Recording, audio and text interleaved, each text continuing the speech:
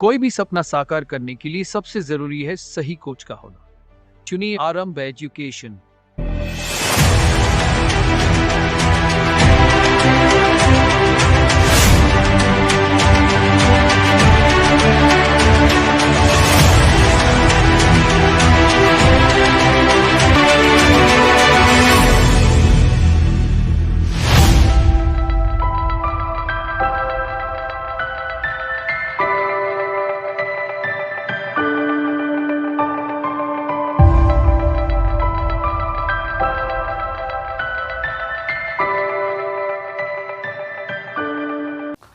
नमस्कार दोस्तों, welcome to आरंभ एजुकेशन एम्पावरिंग एस्पिरेंट्स। देखिए, आज के वीडियो में आरक्षण से संबंधित एक मामला है छत्तीसगढ़ का, उस पर डिस्कशन करेंगे हम लोग। आप सभी को पता होगा कि अभी 2 दिन पहले कैबिनेट ने, छत्तीसगढ़ सरकार की जो कैबिनेट है छत्तीसगढ़ गवर्नमेंट की, उस कैबिनेट ने एक प्रस्ताव पारित किया है जिसमें उन्होंने 76% आरक्षण को मंजूरी दे दी है। कैबिनेट ने मंजूरी दी है, इसने अपनी कानून का रूप नहीं लिया है।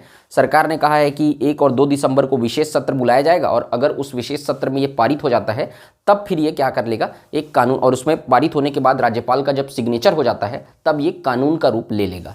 तो इसमें किस प्रकार की, कितने प्रकार की संभावनाएं हैं और आगे क्या क्या हो सकता है। बहुत से लोगों को ऐसा डाउट है कि 9वीं अनुसूची में इसको डाला जा सकता है, तो 9वीं अनुसूची क्या होती है, 9वीं अनुसूची में डालने पर इसमें क्या फ़र्क आएगा, क्या होगा, और भी क्या क्या संभावना है जिसके आधार पर ये निरस्त हो सकता है या नहीं, ये सारी चीज़ों पर डिस्कस करेंगे।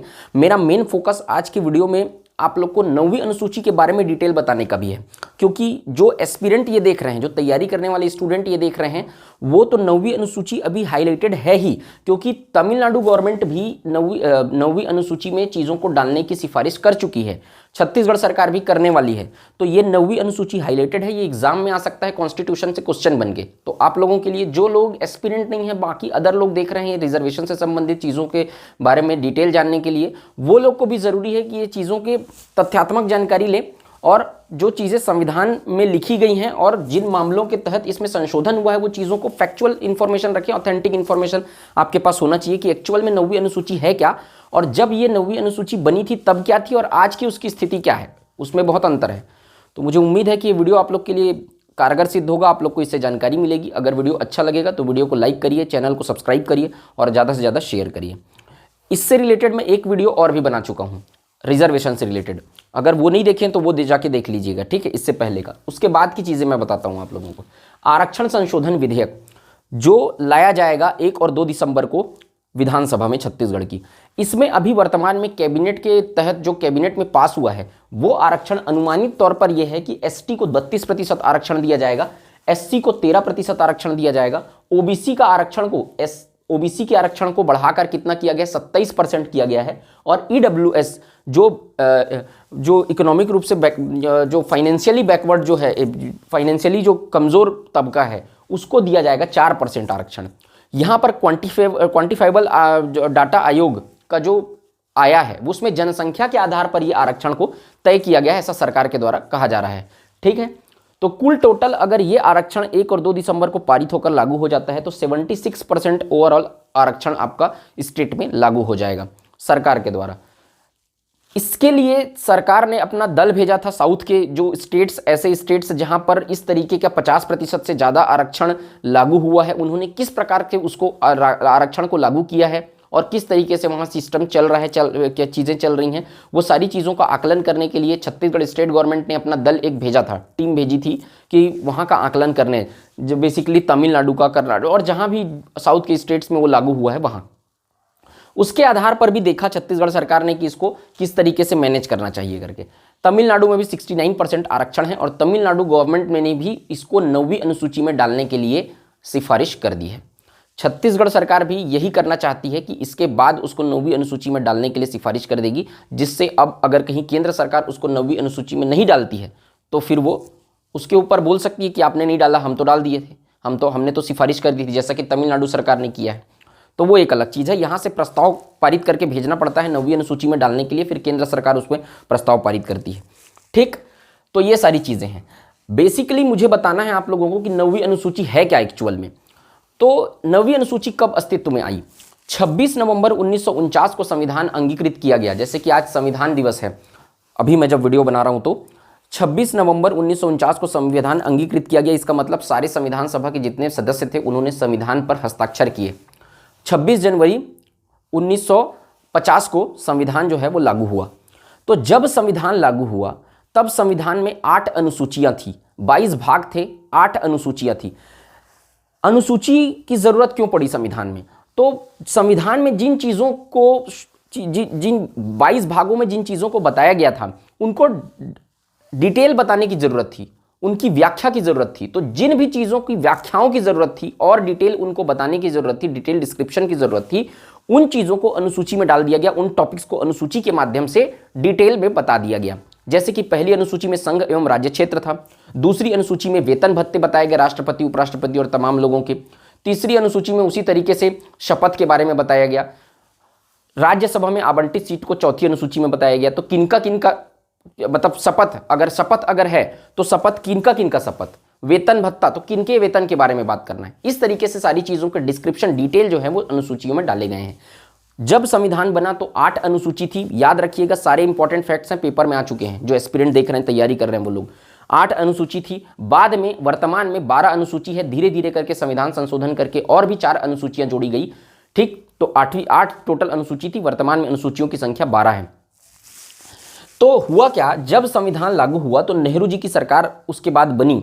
नेहरू जी जो थे वो सामाजिक विचारधारा थे, समाजवाद की विचारधारा के कट्टर समर्थक थे। समाजवाद का मतलब होता है, सीधा सीधा एकदम आसान भाषा में अगर समाजवाद को मैं समझाऊं तो समानता का अधिकार व्याप्त करना, यानी समानता की स्थिति पैदा करना समाज में।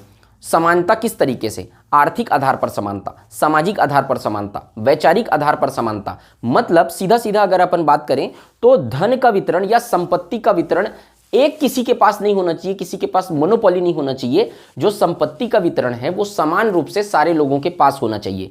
तो नेहरू जी ये मानते थे। और नेहरू जी के समाजवाद का मतलब सीधा सीधा ये था कि जो आर्थिक संपत्ति है देश की, उसका यानी लैंड है, जो भूमि है या फिर जो कोई संपत्ति है, उसका स्वामित्व और नियंत्रण किसी संस्था के पास होने चाहिए। चाहे वो केंद्र सरकार की संस्था हो, चाहे वो स्टेट गवर्नमेंट की संस्था हो, उनके पास उसका नियंत्रण होना चाहिए। और उस समय क्या था, जमींदारी प्रथा बहुत जबरदस्त तरीके से व्याप्त थी। जमींदारी प्रथा का मतलब जिसके पास बहुत ज्यादा जमीन है, 1000 एकड़ जमीन है, कई बीघा जमीन है, 100 बीघा जमीन है। जिसके पास नहीं है उसके पास जमीन ही नहीं है, बहुत कम है। समाजवाद का मतलब क्या है? समानता का स्थिति पैदा करना समाज में। तो वो उस चीज के समर्थक थे।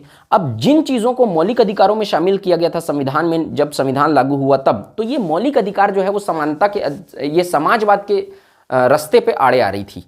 मतलब अगर आपको समान रूप से वितरण करना है तो बंटवारा तो समान रूप से करना पड़ेगा ना। तो अगर आप किसी जिसके पास ज्यादा संपत्ति है उसकी संपत्ति को अगर लेने की कोशिश करते हैं तो वो कहता है कि मेरा मौलिक अधिकार है, क्योंकि संपत्ति के अधिकार आर्टिकल 19F में डाला गया था, जो कि एक मौलिक अधिकार है। तो वो सारी चीजें बीच आ रही थी, मतलब मौलिक अधिकार बीच में आ रहा था। तो उस समय 1950 में कामेश्वर सिंह वर्सेस बिहार सरकार के मध्य एक विवाद हुआ, Kameshwar Singh versus state of Bihar. इस विवाद के तहत हाई कोर्ट ने, पटना हाई कोर्ट ने जो भूमि सुधार कानून लाए गए थे, भूमि सुधार कानून से संबंधित, मतलब वहां पर भूमि सुधार का मतलब भूमि को क्या करना, स्टेट के हाथ में रखना। मतलब आप जैसे कि सड़क बना रहे हैं तो सड़क बनाने के लिए भूमि अधिग्रहण करना पड़ेगा कि नहीं? पब्लिक की भूमि को लेना पड़ेगा ना, तब तो वहां सड़क बनेगा, तब तो डेवलपमेंट होगा, सड़क से डेवलपमेंट होगा। तो अगर आप इस समय तक किसी चीज की भूमि को लेते थे तो वो तो मौलिक अधिकार के तहत हाई कोर्ट में केस कर देगा कि भाई संपत्ति, क्योंकि संपत्ति का अधिकार मौलिक अधिकार था, तो संपत्ति का अधिकार है मुझे, तो मेरा जमीन आप ले नहीं सकते। तो उस समय आप भूमि अधिग्रहण भी नहीं कर सकते थे। तो इससे संबंधित एक मामला था जिसे पटना हाई कोर्ट ने यह कहकर रद्द कर दिया कि ये तो मौलिक अधिकार का हनन कर रहे हैं, मौलिक अधिकार का हनन कर रहे हैं, मतलब वो फिर दिक्कत है उसमें, ये कहकर पटना हाई कोर्ट ने रद्द कर दिया।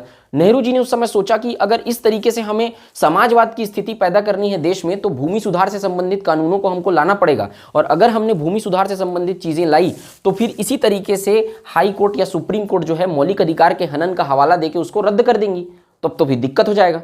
तब फिर 1951 में क्या आधार पर निर्णय लिया गया कि एक नई अनुसूची जोड़ी जाए संविधान में, एक संविधान संशोधन किया जाए।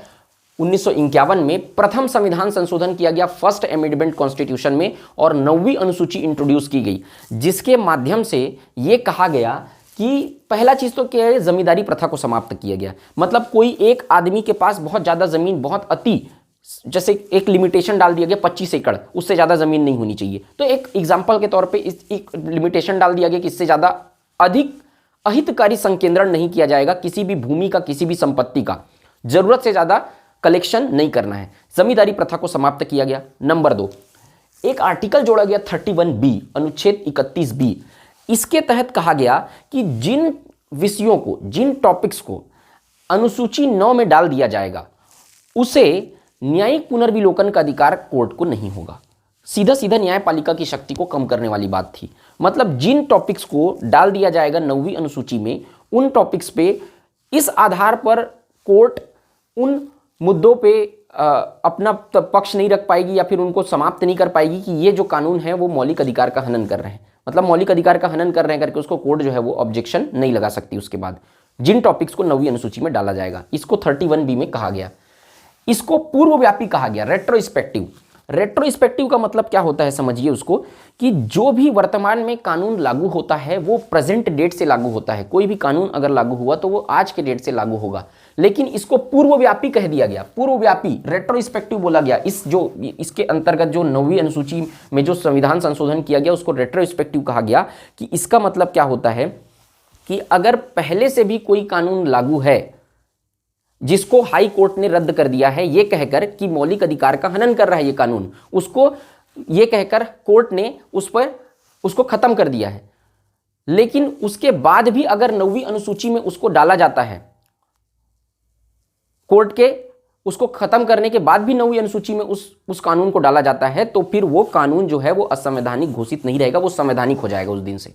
मतलब जैसे कि वर्तमान आरक्षण आप देखो, वर्तमान आरक्षण को छत्तीसगढ़ हाईकोर्ट जो है वो इस आरक्षण को 58% आरक्षण को असंवैधानिक घोषित कर चुकी थी कि ये मौलिक अधिकार का हनन कर रहा है, 50% से ज्यादा आरक्षण नहीं होना चाहिए।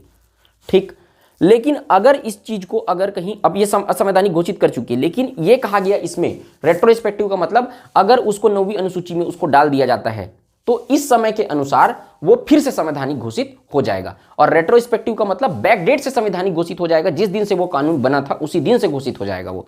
जबकि वर्तमान समय में क्या होता है, जिस दिन से कानून बनता है वो उस डेट से लागू होता है, ना कि बैक डेट से लागू होता है। तो ये कह दिया गया इसमें, इसको पूर्वव्यापी कर दिया गया, जो एक ये बहुत ज़्यादा ऑड सिचुएशन था ये कि पूर्वव्यापी इसको कर दिया गया, रेट्रोस्पेक्टिव इसको कर दिया गया। तो प्रारंभ में जब ये अनुसूची लागू हुई उस समय 13 टॉपिक्स को इसमें डाला गया था, 13 ऐसे विषय जिस पर न्यायिक पुनर्विलोकन नहीं किया जा सकता, जुडिशियल रिव्यू नहीं किया जा सकता कोर्ट के द्वारा। लेकिन वर्तमान में इसमें 284 टॉपिक शामिल है जिसपे ये जो है वो जुडिशियल रिव्यू नहीं किया जा सकता। ठीक, ये 284 अभी शामिल हैं इस पे टॉपिक्स।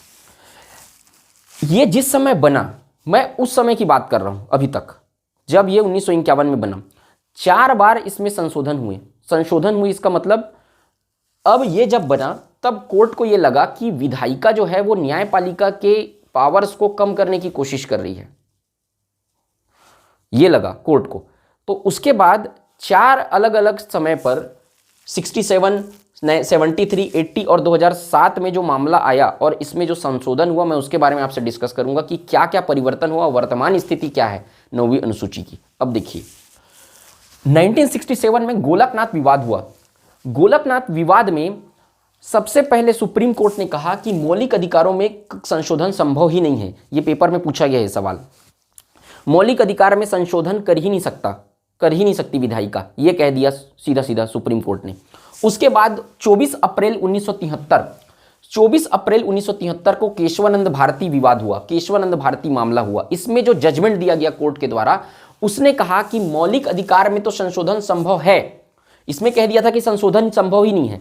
इसके बाद केशवानंद भारती मामले में कहा गया कि मौलिक अधिकार में संशोधन संभव है, विधायिका संशोधन कर सकती है, लेकिन जो मूल ढांचे से संबंधित चीजें हैं, जो मूल ढांचे के अंदर जो टॉपिक्स आते हैं, उसमें किसी भी तरीके से संशोधन नहीं किया जा सकता। तो अगर आपको पेपर में पूछे कि मूल ढांचे से संबंधित चीजें कब सामने आई, तो पहली बार 1973 में केशवानंद भारती मामला। कौन सा मामला मूल ढांचे से संबंधित है, तो वो भी क्या है, केशवानंद भारती मामला है। इसमें मूल ढांचे का सिद्धांत दिया पहली बार न्यायपालिका ने।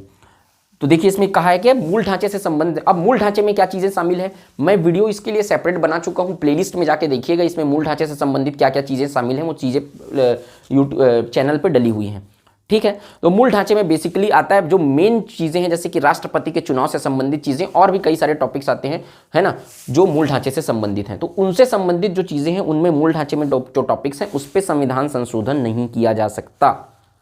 बाकी मौलिक अधिकार है उस पर संशोधन कर सकती है। यह कह दिया गया 24 अप्रैल 1973 में। इसके बाद 1980 में एक मामला सामने आया, वामन राव वर्सेस भारत संघ विवाद। वामन राव वर्सेस भारत संघ विवाद हुआ। उस समय कहा गया कि 24 अप्रैल 1973 के बाद 9वीं अनुसूची में शामिल कानून का न्यायिक पुनर्विलोकन संभव है। इस समय कहा गया मतलब कि ये जो 24 अप्रैल 1973 में ये केशवानंद भारती मामले में जो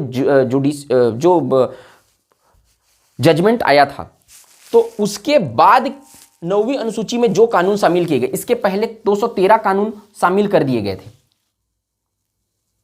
213 कानून पर क्या किया, न्यायिक पुनर्विलोकन नहीं किया जा सकता। अभी तक क्या था 1973 या 1980 से पहले तक कि भाई 9वीं अनुसूची में जो चीजें डाली गई हैं उसमें न्यायिक पुनर्विलोकन कोर्ट के द्वारा नहीं किया जा सकता, ये था पहले। लेकिन इसमें जबरदस्त परिवर्तन आया 1980 में, जब कोर्ट ने यह कह दिया कि भाई 24 अप्रैल 1973 से पहले जो चीजें 9वीं अनुसूची में डाली गई हैं, जैसे कि 213 विषय जो है वो इससे पहले तक 9वीं अनुसूची में डाली गई थी, उस पर तो न्यायिक पुनर्विलोकन कोर्ट नहीं कर सकता है, ठीक है, कोई दिक्कत नहीं है। लेकिन 24 अप्रैल 1973 के बाद जो विषय 9वीं अनुसूची में डाले जाएंगे उसका, और अगर वो विषय मौलिक अधिकार का हनन कर रहे हैं लोगों के, तब उस पर कोर्ट न्यायिक पुनर्विलोकन कर सकती है, जुडिशियल रिव्यू किया जा सकता है, ये कह दिया। देखिए 24 अप्रैल 1973 के बाद 9वीं अनुसूची में शामिल कानून का न्यायिक पुनर्विलोकन संभव है। और वो कितने सारे विषय हैं, 71 टॉपिक्स। इसके पहले जो टॉपिक्स डाले गए हैं ठीक है उसका नहीं करेंगे, लेकिन इसके बाद जो टॉपिक्स डाले गएंगे उसका न्यायिक पुनर्विलोकन कोर्ट कर सकती है, ये बोल दिया गया साफ साफ। तो अब इसमें जो शुरू का न्यायिक, इसका जो पावर था 9वीं अनुसूची का, वो कितना कम हो गया, किस लेवल पे कम हो चुका है, अब आप देखिए। उसके बाद एक और मामला सामने आया 2007 में, IR कोहेलो वर्सेस तमिलनाडु विवाद। इस विवाद में सुप्रीम कोर्ट ने यह डिसीजन दिया कि न्यायिक पुनर्विलोकन तो कर ही सकती है सुप्रीम कोर्ट, जो मूल ढांचे से संबंधित अगर कानून है तो उस पर न्यायिक पुनर्विलोकन कर सकती है, लेकिन इसके अतिरिक्त भी मूल ढांचे, पहले क्या कहा था कि अगर वो कानून मूल ढांचे में संशोधन नहीं किया जा सकता और अगर वो मौलिक अधिकार का हनन कर रही है तब उसको न्यायिक पुनर्विलोकन करके रद्द कर सकता है। लेकिन 2007 में IR कोहेलो वर्सेस तमिलनाडु विवाद में सुप्रीम कोर्ट का एक और जजमेंट आया जो कहा कि अनुच्छेद 14, 19, 21 का अगर हनन कर रहा है, मूल ढांचे से संबंधित कानून का हनन कर रहा है, तब तो न्यायिक पुनर्विलोकन करके रद्द कर ही देगा। इसके अतिरिक्त भी अगर मौलिक अधिकार में से अनुच्छेद 14, 19 और 21 का अगर हनन करता है कोई ऐसा कानून, विधायिका बनाती है जो इन तीनों आर्टिकल का हनन करता है, आर्टिकल 14 मतलब समानता का अधिकार, विधि के समक्ष समता, विधियों का समान संरक्षण, आर्टिकल 19 मतलब right to freedom of speech, आपके वाक स्वतंत्रता का अधिकार, और 21 का मतलब होता है प्राण एवं दैहिक स्वतंत्रता का अधिकार। इन तीनों कानूनों का, अगर इन तीनों आर्टिकल्स के, इन तीनों मौलिक अधिकार का हनन करती है विधायिका द्वारा बनाया गया कोई कानून, तब उस पर जुडिशियल रिव्यू कोर्ट कर सकती है। मतलब इसका जो पावर है वो आज के डेट में पूरा कम हो चुका है। आप अगर इसमें डालेंगे आरक्षण का मुद्दा को, आसानी से कोर्ट उसको जुडिशियल रिव्यू करेगी। और अगर आपने इन कानूनों का हनन किया, इन आर्टिकल्स का हनन किया या मूल ढांचे से संबंधित किसी विषय का हनन किया, तो उसको कोर्ट जो है वो आसानी से फिर से असंवैधानिक घोषित कर सकती है। मतलब अर्थ यह है कि 9वीं अनुसूची का उतना पावर नहीं रह गया है, जब वो प्रथम संविधान संशोधन करने के बाद जो था पावर वो अभी नहीं रह गया है, उसको हटा दिया है न्यायपालिका ने। और लोग अभी कह रहे हैं कि 9वीं अनुसूची में डाल दिया जाएगा तो 9वीं अनुसूची से फिर कुछ नहीं होगा, कुछ नहीं होगा। ऐसा कुछ नहीं है। तथ्यात्मक चीज़ों पर ध्यान दीजिए और जो जजमेंट आया है उसको पढ़िए, फैक्ट्स पे ध्यान दीजिए कि क्या वर्तमान की स्थिति है 9वीं अनुसूची की। तो अगर आपके छत्तीसगढ़ सरकार अगर 9वीं अनुसूची में उसको डालने की सिफारिश करती है और अगर कहीं केंद्र सरकार उसको 9वीं अनुसूची में डाल भी देती है, तब भी कोर्ट जो है वो उसका न्यायिक पुनर्विलोकन करके उसको इस आधार पर रद्द कर सकती है कि आपके मौलिक अधिकार का हनन हो रहा है। इसमें एक दांवपेच और है, उसको ध्यान रखिएगा कि यहाँ पर यह लिखा है कि न्यायिक पुनर्विलोकन कर सकती है। आप याचिका प्रश्नगत 9वीं अनुसूची में अगर डाल दिए तो आप उसको याचिका पेश कर प्रश्नगत नहीं कर सकते हैं। मतलब आप कोर्ट को नहीं कर सकते हैं कि आप करिए करके, वो स्वयं में संज्ञान ले सकती है। स्वयं में संज्ञान का मतलब अलग होता है। न्यूज़पेपर को देखकर या सामाजिक स्थिति को देखकर या कहीं से न्यूज़ पाकर उसको स्वयं न्यायिक पुनर्विलोकन कर सकती है, स्वयं में संज्ञान ले सकती है। कोई याचिका पेश कर प्रश्नगत करना उसको संभव नहीं होगा 9वीं अनुसूची में डालने के बाद। ये चीज़ है, ठीक। तो ये सारी चीज़ें हैं। 1-2 तारीख को जब विधायिका जब विशेष सत्र बुलाया जाएगा और उसके बाद जो डिसीजन लिया जाएगा। अभी पीएससी की वैकेंसी जो है वो आपकी आ चुकी है। आपका 12 फरवरी से पीएससी का एग्जाम होने वाला है, मतलब प्रीलिम्स का एग्जाम जो है वो 12 फरवरी को है। आज जैसे नोटिफिकेशन आता था 189 पोस्ट पे पीएससी की नोटिफिकेशन आ चुकी है। 189 पोस्ट के लिए आपका एग्जाम डेट है 12 फरवरी 2022। इसका जो रिजर्वेशन क्या रहेगा वो साफ साफ नोटिफिकेशन में कह दिया गया है कि जो राज्य सरकार द्वारा लिया गया निर्णय आरक्षण पर जो होगा उसके आधार पर इसका रिजर्वेशन डिसाइड होगा। अब रिजर्वेशन चाहे जो भी हो, तैयारी तो आप लोग को करनी ही है, तो तैयारी करिए, प्रिपेयर करते रहिए। एग्जाम होगा और भी सारी वैकेंसी जो अटकी हुई थी, अगर पीएससी ने वैकेंसी निकाल दी है तो बाकी डिपार्टमेंट की भी वैकेंसीज आएगी और एग्जाम उसका होगा। ये बात अलग है कि वो बाद में जाने के बाद हाई कोर्ट उस पर बैन लगा देता है, उसको सुप्रीम कोर्ट रोक देता है, ये एक अलग मुद्दा है। लेकिन एग्जाम होगा, वैकेंसी आएगी, ये तय है। सरकार भी चाहती है कि एग्जाम के पहले जो अभी चुनाव होने वाला है उसके पहले वैकेंसी आए और वो वैकेंसी लाएगी और एग्जाम होगा। लेकिन ये बात अलग है कि अभी एसीएफ का भर्ती अटकी हुई है, सारी भर्तियां अटकी हुई हैं, तो उस तरीके से वो अटक जाएगा, ये एक अलग मुद्दा है। वो तो पूरा संभावना है उसका, वो अटकने का। लेकिन वैकेंसी आएगी, इतना तो तय है। तो आपको, अगर आप तैयारी कर रहे हैं तो आपको तैयारी करना है और तैयारी करके उसका एग्जाम देना है, अपना 100% एफर्ट डालना है। उसके बाद रिजर्वेशन जो भी होगा उसके आधार पर तो निर्णय होगा ही। ठीक है, तो मुझे ये सही जानकारी जो आपको देनी थी 9वीं अनुसूची से संबंधित। कोई बहुत ज़्यादा ड्रास्टिक चेंज नहीं आ जाएगा 9वीं अनुसूची में डाल देने से, कोई बहुत ज़्यादा कुछ फर्क नहीं पड़ने वाला है, क्योंकि इसका पूरा जो पावर है वो कम हो चुका है।